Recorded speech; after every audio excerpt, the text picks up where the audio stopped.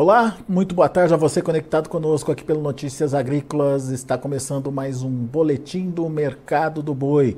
E você que acompanha os nossos boletins tem visto que o preço da arroba vem se mantendo aí firme ao longo dos últimos dias e estamos praticamente na segunda quinzena do mês. Mas tem um sinal de alerta aí, talvez nada que mexa muito com os preços nesse momento, mas para a gente prestar atenção que é a segunda quinzena do mês e, consequentemente, uma pressão já nos preços da carne bovina.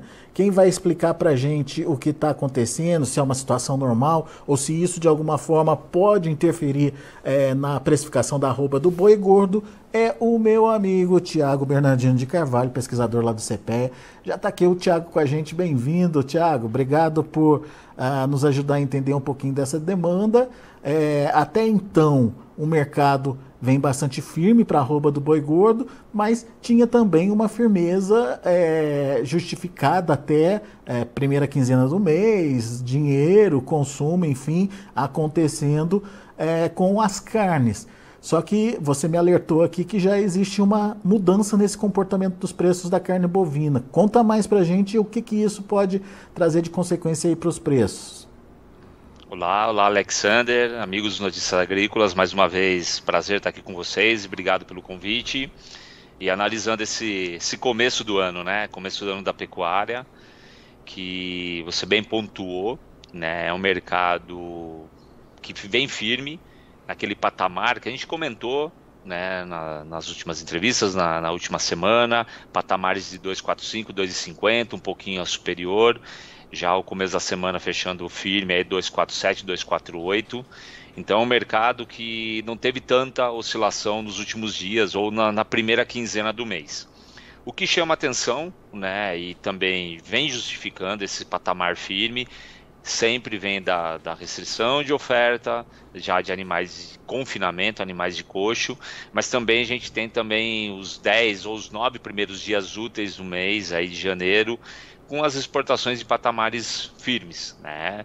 Patamares elevados, algo em torno de 86 mil, quase 90 mil toneladas embarcados só nos 9 primeiros dias do ano, e sinalizando que a gente pode sim ter bons números de exportação para janeiro. Então, realmente esse é um movimento que ajuda. Até mesmo frigoríficos exportadores, eles conseguem ainda operacionalizar, né, por mais que o arroba subiu já desde setembro, outubro, novembro, dezembro, mas ainda preços mais firmes, então as exportações vêm ajudando a entender um pouco essa dinâmica. Agora, por outro lado, a gente tem o nosso mercado doméstico, né, o nosso mercado doméstico que é um fato interessante, né, que apesar da carne bovina ter caído algo em torno de 4,5%, né, se eu comparar a média de janeiro de 24 com média de janeiro de 23, em termos reais, a carcaça casada caiu no Atacado Paulista algo em torno de 4,5%, né? Mas está mais barato, mas quando a gente olha, como você bem mencionou, carnes concorrentes como o frango, como o suíno, né?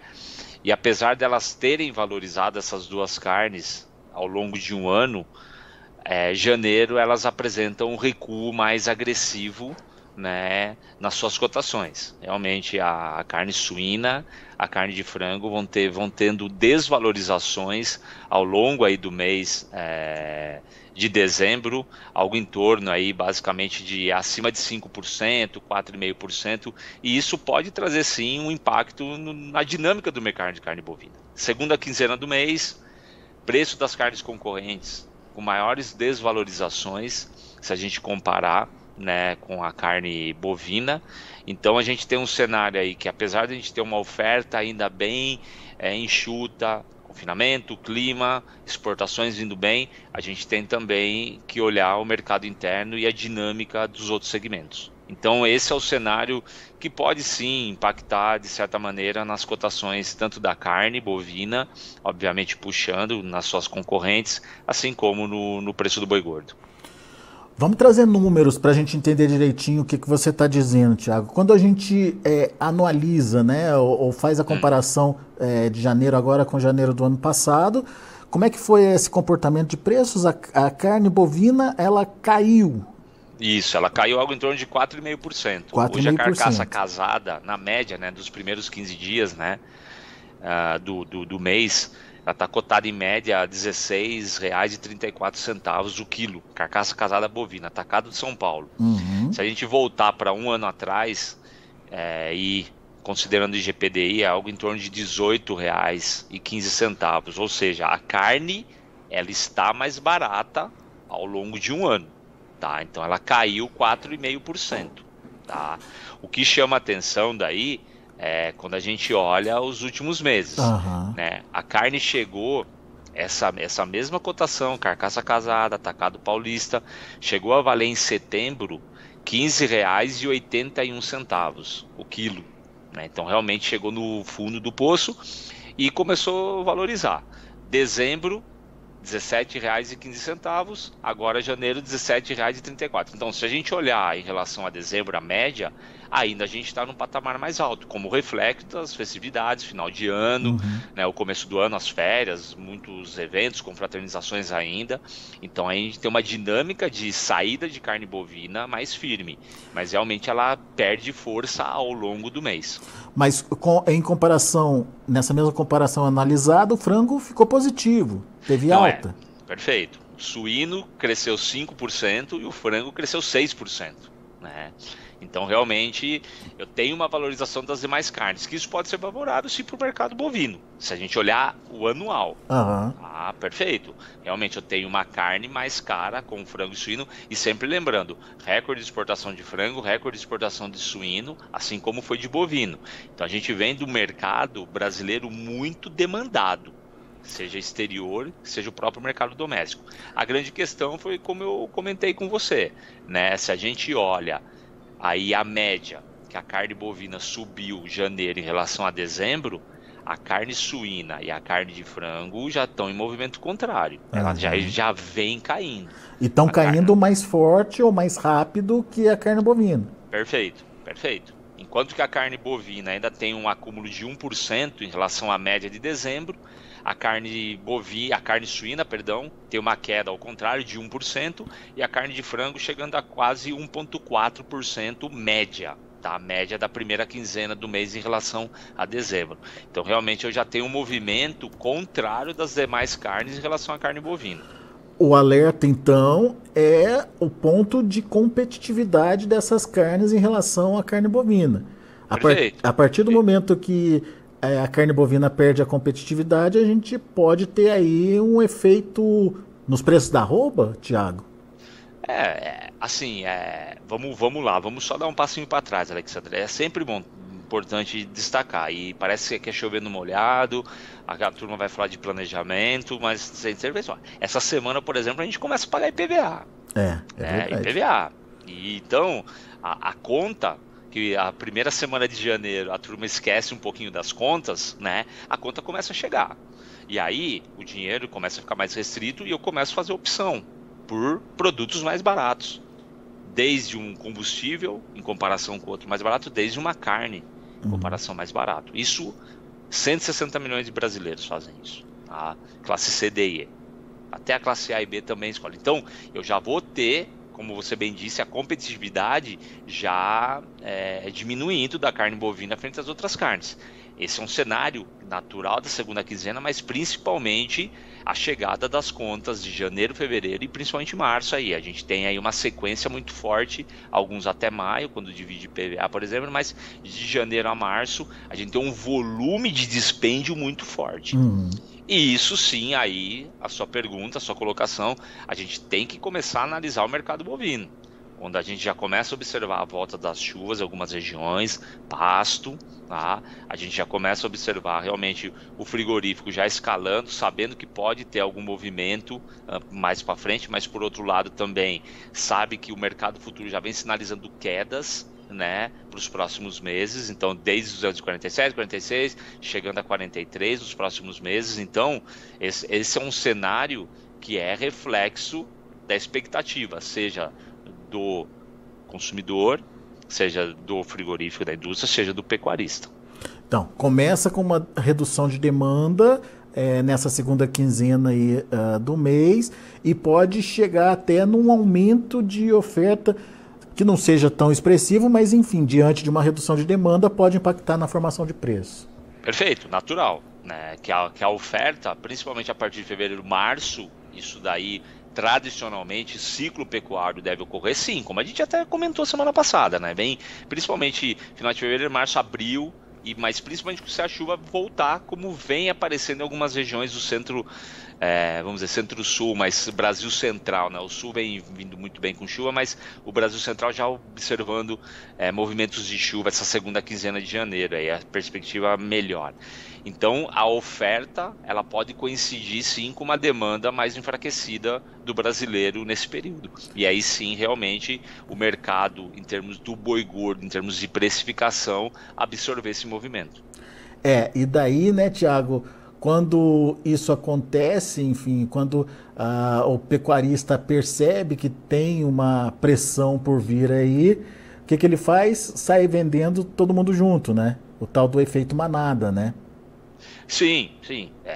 Aí a gente entra no comportamento do consumidor, uma palavra bem bacana que você usa, mas realmente, quando o pecuarista, como a gente já desenhou, o mercado ele vem numa toada muito firme. O próprio mercado futuro sinalizando 247, 248 para janeiro.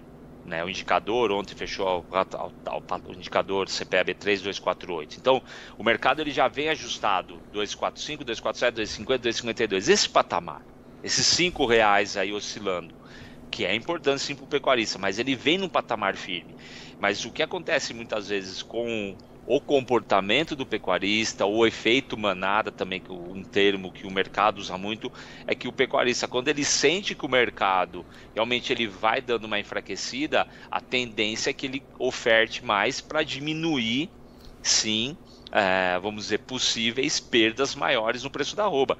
Então, quando o preço da arroba ela oscila um pouco para baixo, é natural também eu ter uma possibilidade de uma oferta maior de gado, pensando no pecuarista antever mais quedas. Isso daí acaba sendo natural do mercado, natural do comportamento do pecuarista. Quer dizer, o recuo dos preços pode ser agravado aí pelo efeito manada, então.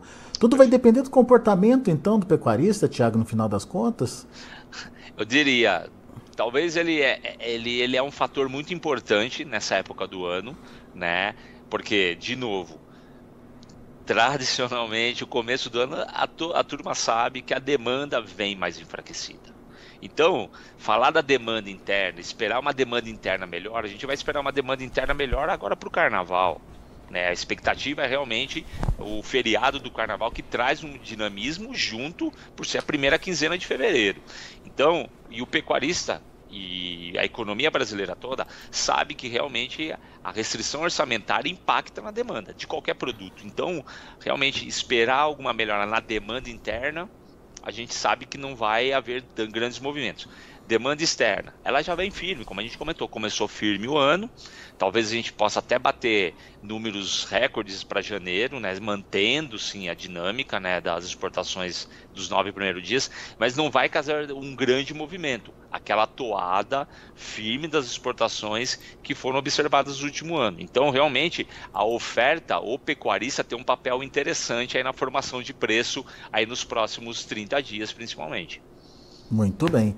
Tá aí, então, um cenário de curto prazo aí para o boi gordo. A gente tem uma redução de demanda natural para uma segunda quinzena, até que a gente teve uma primeira quinzena interessante aí. Imagino que no máximo teve uma troca de perfil de consumo, né, Tiago? Deixamos de consumir o corte traseiro do final do ano passado, passamos a consumir o dianteiro, que estava ali bem equilibrado, digamos, ali em termos de comparação com as outras proteínas. Só que agora essa tendência está se modificando, as proteínas concorrentes também estão perdendo fôlego, enfim, e a opção do brasileiro diante de uma renda menor ou de um gasto maior de início de ano é procurar alternativas mais baratas. Ok, entendemos o comportamento da demanda, só que daí vem a oferta. Tradicionalmente a oferta também começa a aumentar por causa da recuperação das pastagens, animais já prontos para abate e tal. E daí o pecuarista que vai gerenciar ali a entrada dessa oferta no mercado. Se ele errar a mão, daí a pressão pode ser maior. É isso. Bem resumido a fala, né? Tem esses dois grandes fatores de formação de preço, demanda e oferta, e realmente a oferta do campo, ela que vai determinar muito do movimento da precificação do boi gordo nesses próximos dias, nas próximas semanas, como a gente observa. E sempre lembrando, né, a própria fala, né, a troca do dianteiro pelo traseiro, isso é natural, uma carne mais barata por outra mais cara, mas aí tanto varejo como atacado ajustando. Diminui um pouco o preço do traseiro, aumenta um pouco do dianteiro e ele vai ajustando, mas com as outras carnes também, suíno e frango, a ladeira abaixo, aí desvalorizando ao longo dos primeiros 15 dias, realmente a precificação, seja do traseiro, seja do dianteiro, tende a ficar mais pressionada também. Muito bem. Comportamento importante para você, pecuarista que está acompanhando a gente, poder entender e, obviamente, poder se programar, né? Poder se antecipar a esse comportamento e, obviamente, fazer o melhor negócio. É essa nossa intenção aqui. Ninguém quer trazer cenários catastróficos, ninguém quer falar de fim de mundo aqui não, mas, enfim, trazer cenários que possam, de alguma forma, fazer você tomar uma decisão antecipada, se preparar para ele, pelo menos, né, Thiago? Perfeito, acho que o principal objetivo exatamente é esse, né? E sempre lembrando, e vamos fazer um último paralelo, né? Tradicionalmente, o começo do ano, ele vem com patamares maiores no preço do boi, firmes, né, do que o final do ano, dado um volume menor de gado de confinamento, como a gente já destacou, mas principalmente firmes. E evidentemente, conforme o ano vai entrando, mais oferta de gado vai entrando, é natural, pensando na oferta, esse preço ficar pressionado. Mas ainda é um momento muito interessante para o pecuarista, sim, essa transição aí de dezembro para janeiro. Os preços realmente estão convidativos, mas tem que ficar atento a todos esses movimentos aí, porque o preço também é formado pela demanda, seja interna, seja externa. Boa, Thiago. Meu amigo, mais uma vez, muito obrigado pela participação, pela disponibilidade de estar aqui com a gente e trazer informações que agregam valor aí na decisão do produtor. Obrigado, Thiago. Volte sempre. Eu que agradeço. Satisfação sempre é nossa, né, de poder estar aqui junto com vocês. Momento importante da pecuária, né, começando o ano. E com certeza, como a gente já disse, a gente vai ter um cenário desafiador, mas bem interessante para o pecuarista ao longo de 2024, tá bom? Uma boa semana a todos aí, bom trabalho e com certeza até a próxima. Valeu, Thiago. Até a próxima. Tá aí Thiago Bernardino de Carvalho, pesquisador do CPEA aqui com a gente, trazendo informações de comportamento mesmo, de preços, enfim, antecipando possíveis cenários e, como eu disse, trazendo a possibilidade de você se planejar diante deles, tá bom? Deixa eu trazer agora os números lá da B3 que corroboram com essa tendência que o Thiago trouxe aí pra gente. Vamos ver? Olha aí, o janeiro 247,55, caindo 0,12% nesse momento, mas ainda em equilíbrio com a prática de preços no mercado nesse momento. Fevereiro já cai um pouquinho, 245,05, caindo em termos percentuais um pouco mais, 0,63%. Março já cai um pouco mais, quase 1%, 0,94% a R$ 242,00. E o abril, R$ 239,40, recuando 0,64%. Indicador CPEA de ontem fechou a R$ 248,55, uma queda de 1,09%. São os números do mercado do boi gordo. A gente vai ficando por aqui. Agradeço muito a sua atenção e a sua audiência. Continue com a gente. Notícias agrícolas e informação agro-relevante conectada.